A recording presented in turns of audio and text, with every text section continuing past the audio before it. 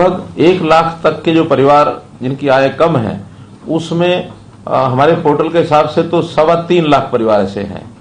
लेकिन हम अभी 1.5 लाख परिवार उनमें से बुला करके और व्यक्तिगत उनका जानकारियां उनसे लेना, उनका इंटरव्यू लेना, कौन सी वो व्यवस्था का यानी योजना का लाभ उठाना चाहते हैं, कोई उनकी अपनी स्कीम है, तो पहले चरण में ये काम हमारा कल 29 तारीख से शुरू हो रहा है और 25 दिसंबर तक, जिसको हमने कहा कि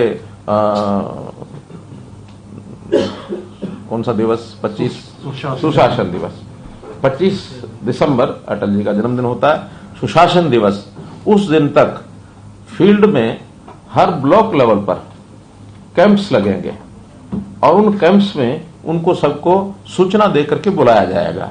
यहां कम्युनिकेशन सिस्टम से सीधी जानकारी भी उनको दी जाएगी और जिला स्तर पर या ब्लॉक स्तर पर जो नोडल अधिकारी हैं वो भी उनको जानकारी देंगे।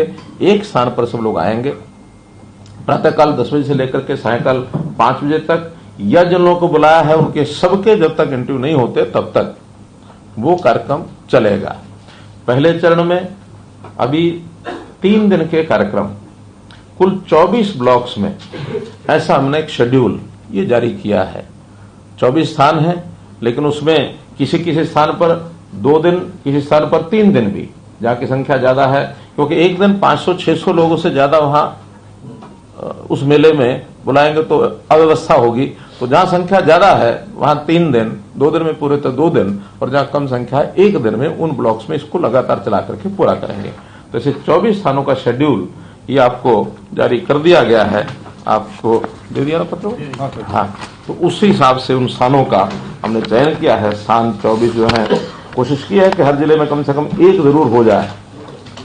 अंबाला कैंट है, भिवानी, फिर फरीदाबाद कॉरपोरेशन है, फतेहाबाद एमसी है, जाखल, फिर फर्रुखा नगर, गुरुग्राम, सिसाई, हांसी और बास, जज्जर, जींद, कैथल, कुंजपुरा, थानेसर, नारनौल, नूह, पलवल, कालका, पानीपत, बावल, रोहतक, सिरसा, गोहाना, बिलासपुर। तो ये कुछ स्थान हैं जहां पर ये सारे कार्यक्रम किए जाएंगे। इन स्थानों पर नोडल अधिकारी बना दिए गए हैं। एक प्रदेश स्तर का कोई भी आईएएस, आईपीएस, आईएफएस ऐसा अधिकारी वहां जाएगा। एक बार जिला स्तर पर भी नोडल अधिकारी डीसीज ने तय करके नाम भेजे हैं, वहां जिले में भी जो लोग हैं एक एक अधिकारी वो रहेगा। कुछ जो जनप्रतिनिधि हैं उनको भी सूचना हुई है, अपने अपने क्षेत्र में जो जनप्रतिनिधि भी जाना चाहे तो वो भी वहां जाएगा, दिन भर रहेगा। सोशल वर्कर, सोशल संस्थाएं जो इन कामों में सहयोग कर सकती हैं, ऐसी भी सूचना उनको दी गई है, वो भी ले जा करके कोई योजना में, क्योंकि जिस प्रकार के लोग आएंगे कई बार अपनी बात को ठीक से वो एक्सप्रेस नहीं कर पाते हैं, पढ़ाई लिखाई भी कम है, उनको योजनाओं का पता भी नहीं है, तो ऐसी सारी योजनाओं की सहायता करने के लिए इस प्रकार के सब लोग वहां उपस्थित रहेंगे। हमारी जो लोकल कमेटीज हमने बनाई हैं उनको भी सूचना दी गई है कि उनके लोग भी वहां उनके साथ रहें। अर्थात ये दिन भर एक मेला होगा। भले लाभार्थी यानी अपेक्षित जो है वो तो 500-600 ही हैं, लेकिन उनके साथ आने वाले लोग, सामाजिक कार्यकर्ता, फिर ये सेटअप के जो लोग हैं, कुल मिलाकर के शायद 500 की अगर जगह 1000 भी आ सकते हैं। तो दिन भर वो एक मेला टाइप ये कार्यक्रम होगा।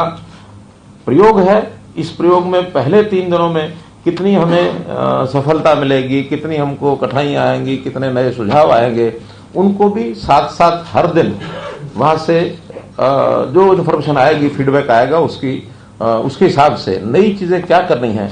तो इस 3 दिन के बाद नया शेड्यूल 1-2 दिन का गैप डाल करके फिर जारी किया जाएगा, ताकि इन सबको हम 25 दिसंबर तक पूरा कर सकें। 180 के आसपास ये सब स्थान हैं जहां ये सब कार्यक्रम जो है किए जाएंगे। कुल कार्यक्रमों की संख्या तो ज्यादा हो जाएगी, क्योंकि एक स्थान पर एक से ज्यादा कार्यक्रम जैसा मैंने बताया वो भी होंगे। तो इस प्रकार से ये कार्यक्रम बनाया गया है। वहां पर व्यवस्थाएं सारी बता दी गई हैं, उनको डिस्ट्रिक्ट एडमिनिस्ट्रेशन और ब्लॉक लेवल के जो लोग हैं उनको सब व्यवस्था बता दिए गए हैं। एडीसीज, डीसीज के साथ डिटेल्ड एक मीटिंग भी हुई है, और उनके साथ वीडियो कॉन्फ्रेंस भी हुई है। उनको एसओपी बना करके जारी भी कर दिया गया है कि डिस्ट्रिक्ट एडमिनिस्ट्रेशन ने क्या करना है, विभागों ने क्या करना है, बैंक से क्या अपेक्षा है, और जो जो बेनिफिशियरी, संभावित बेनिफिशियरी है, उससे क्या क्या जानकारी लेनी है। बहुत सी जानकारियां तो परिवार पहचान पत्र में ले ली गई हैं, लेकिन उसके अतिरिक्त व्यवसाय के नाते, काम के नाते, इनकम बढ़ाने के नाते उनसे भी पूछताछ की जाएगी। जो योजनाएं सारी, आपको एक पत्रक और दिया गया है जिसके अंदर योजनाओं का उल्लेख है सब, और इस योजनाओं में मैं अभी पढ़ रहा था, योजनाएं तो 50 से ऊपर लिखी हैं, लेकिन कुछ ऐसी हैं जो शायद व्यक्ति के लिए नहीं है, ग्राम के लिए हैं, बस्ती के लिए हैं, विभागों के लिए हैं। तो व्यक्तियों के लिए लगभग 42 योजनाएं ऐसी हैं जिसमें से व्यक्ति अपनी इनकम बढ़ा सकता है। तो उस प्रकार की ये सब योजनाएं दी गई हैं। इनके सबके वहां हर एक कैंप के बाहर कई कई जगह चार्ट लग जाएंगे। उन चार्ट्स को पढ़ेंगे, उसमें बेनिफिट यानी क्या मिलेगा उनको, लोन का मैक्सिमम लिमिट क्या है और उसकी पात्रता क्या उसमें तय की गई है। अलग अलग वर्गों के लिए, जैसे एससीज के लिए कुछ योजनाएं हैं, बीसीज के लिए योजनाएं हैं, महिलाओं के लिए हैं, दिव्यांगों के लिए हैं, गरीबी के हिसाब से कुछ हैं, कृषि की अलग हैं, उद्योग की अलग हैं, लघु उद्योग जो है एमएसएमई उसकी अलग हैं, और स्किलिंग की योजनाएं अलग हैं। 3 महीने का स्किलिंग का कोर्स करने के बाद उनको कोई ना कोई व्यवसाय करने में आगे कैसी सुविधा मिलेगी। तो ऐसे एक मल्टीपल एक जिसको कहना चाहिए एक अफेयर्स, ये इसके अंदर बताए गए हैं। जाते ही व्यक्ति एक वेलकम डेस्क के ऊपर जाएगा ताकि उसको कोई बात आगे कहां जाना है इसकी जानकारी नहीं है तो बता दी जाएगी। सब लिखित होगा तो भी एक वेलकम डेस्क होगा। उसके बाद 5-5 कम से कम 5-5 काउंसलिंग सेंटर्स होंगे। वो किसी भी एक काउंसलिंग सेंटर पर जाएगा, सब जानकारियां ली जाएंगी, उससे पूछताछ की जाएगी कि किस प्रकार का काम वो कर सकता है। कोई व्यक्ति खेती से जुड़ा कर सकता है, कोई पशुपालन की दृष्टि से कर सकता है, कोई मशरूम के नाते से कर सकता है, कोई दुकान बना सकता है, कोई सरकारी योजनाओं में योजना उसका लाभ उठा सकता है। तो उसी हिसाब से उन काउंटर्स पर भेजा जाएगा। उन काउंटर्स पर डिटेल 5-6 लोग रहेंगे, डिटेल एक जानकारी उससे लेकर के उसको रिकमेंड किया जाएगा कि हाँ ये काम ये कर सकता है। एक की बजाय 1, 2, 3 भी बताए जा सकते हैं, इन 3 में से भी कोई कर सकता है। वो फिर बैंक्स के काउंटर्स होंगे। उन बैंक के नोडल जो बैंक होंगे उस क्षेत्र के, कई 5 हैं, कई 6 हैं, ऐसे बैंक्स के सबके अपने अपने काउंटर होंगे। वो फिर बारी बारी से उनको भेजेंगे। अगर उस सामने वाले का कई बैंक अकाउंट है तो उस पर भेजा जाएगा, नहीं है तो किसी को भी काउंटर पर भेजा जाएगा। वो बैंक वाला उस सारे पत्रक को देख करके, और बैंक्स को हमने कहा है कि जहां कोई गारंटी की जरूरत नहीं है तो कोई गारंटी आपने पूछनी नहीं है। बहुत सी योजनाएं ऐसी हैं केंद्र सरकार की ओर से तय की गई हैं, बैंकों ने मानी हुई है कि इसकी कोई हमने कोलेटरल नहीं लेना, गारंटी नहीं लेनी है। केवल उसकी योग्यता ठीक होनी चाहिए, वो काम ठीक प्रकार से कर सकता है, ताकि एक विश्वास है कि वो अर्न करेगा और बैंक को वापस करेगा। अगर उसमें इतनी योग्यता ही नहीं है तो शायद बैंक वाले उसको रिफ्यूज करते हैं। लेकिन वो सारा काम चूंकि हमारे डिपार्टमेंट सब उसमें जुड़े हैं, उसकी काउंसलिंग कर रहे हैं, और इतनी छलनी जो सारे सिस्टम के अंदर से निकाले जाएगी उस सारे विषय को, तो बैंक्स को सुविधा हो जाएगी। फिर बैंक्स हमने कहा कि नहीं, जो हमने तय किया है या जो हमने रिकमेंड किया है उसमें से कोई ना कोई एक काम का लोन आपने देना ही है। कुछ स्कीम्स ऐसी हैं, नई स्कीम्स मानो बन सकती होंगी, तो उसका अगर बैंक्स की जरूरत होगी तो उसका जो गारंटी है, बैंक गारंटी यानी गवर्नमेंट गारंटी देगी, ताकि कल को डिफॉल्ट हो जाता है कोई एनपीए ना हो, ताकि वो गवर्नमेंट की ओर से भी दिया जा सकता है। गवर्नमेंट के पास बहुत सी स्कीम्स ऐसी होती हैं हम ग्रांट भी देते हैं। तो हम ये सारी चीजें उसमें सब करने के बाद और उनको वहां भेजेंगे। दिन भर का ये मेला चलेगा। हर 2-2 घंटे के लिए एक उनके स्लॉट बना करके सूचना दी गई है। अगर मैंने 500 लोग बुलाए हैं तो 2 घंटे में मानो 250 लोग बुलाए या 100 लोग बुलाए, अगले 2 घंटे में 100 नहीं, मानो 4 स्लॉट बनाए होंगे तो 180 के लगभग दिए हमने। तो उस हिसाब से 3 बजे तक का समय दिया ताकि 5 बजे तक समाप्त हो जाए। ऐसे 2-2 घंटे के स्लॉट बना के दिए हैं।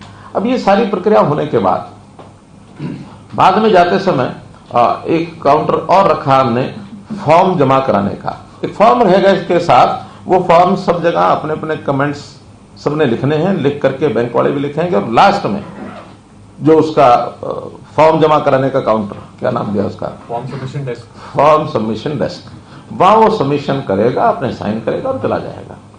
इन सब का विश्लेषण करने के बाद बैंक्स के लोग, कुछ उनकी फॉर्मेलिटी होती हैं, जैसे कुछ सिविल बैंक के लोग उसको चेक करते हैं, ये क्या इस व्यक्ति ने पहले तो कोई लोन नहीं लिया हुआ, उसमें डिफॉल्टर तो नहीं है, बड़ा डिफॉल्टर भी हो सकता है, छोटा भी हो सकता है, वो तो जानकारियां बैंक के सिविल से सिस्टम से मिलेंगी, उसको वो चेक करेंगे। अगर उसमें कोई छोटा मोटा फॉल्ट है तो कल को सरकार को कोई योजना बनानी हो, हम बनाएंगे, लेकिन ये सब अगले 10 दिन तक बैंक की प्रोसेस चला करके उसमें निर्णय लेकर के जब ये 25 तारीख तक कंप्लीट हो जाएगा सब, तो जनवरी में इनके सबके सेकंड कैंप लगेंगे और सेकंड कैंप में जिनके लोन सैंक्शन उनको लोन दे दिया जाएगा, जिनकी कठिनाई होगी उस कठिनाई को दूर करने की कोई स्कीम सरकार को बनानी होगी वो बनाएंगे, या कोई नई योजना अगले को देनी होगी। कोई मानो लगता है हमें भी इसको लोन देने की बजाय इसको तो कोई छोटा काम किसी प्राइवेट इंडस्ट्री के साथ ही लग करके काम कर सकता है, इसको सैलरी मिल जाए, या इसको अनपढ़ ही है बिल्कुल मजदूरी का ही काम कर सकता है तो मनरेगा का अंदर काम उसको दिलाया जा सकता है। तो बैंकों के अंदर कोई डिफॉल्ट इस प्रकार का मिलता तो उनको बिना लोन के भी उनकी इनकम कैसे बढ़ सकती है, इसकी योजना बनाई जाएगी। लेकिन जनवरी में इन सबको लोन दे दिए जाएंगे। तो इस सारे चरण में अभी 1.5 लाख परिवारों को बुलाया गया है।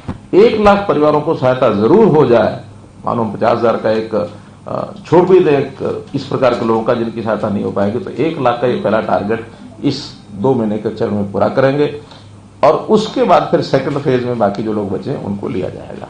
तो इतना ये एक कार्यक्रम है आपको बताने के लिए। और इसमें आपको लगता है कि कोई सुझाव है, कोई बात ऐसी है जो पूरी नहीं हुई है, उसमें अधूरी रह गई है, या कोई आपको लगता है उसमें और कुछ जोड़ा जा सकता है? सर इसमें बोलिए। एक विषय ये है जैसे लास्ट ईयर और कोरोना का गया है, मतलब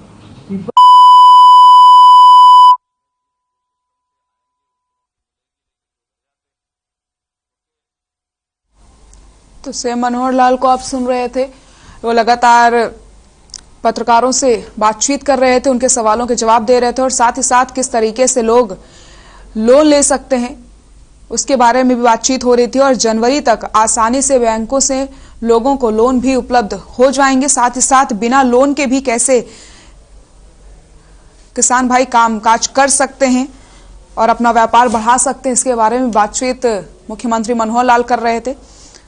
तो हर एक सवाल का जवाब उन्होंने दिया है और साफ तौर पर उन्होंने यही कहा है कि किस तरीके से लोग अपनी आमदनी को बढ़ा सकते हैं, बैंकिंग में किस तरीके से व्यवस्थाएं करी गई हैं, इसको लेकर के वो विश्लेषण कर रहे थे।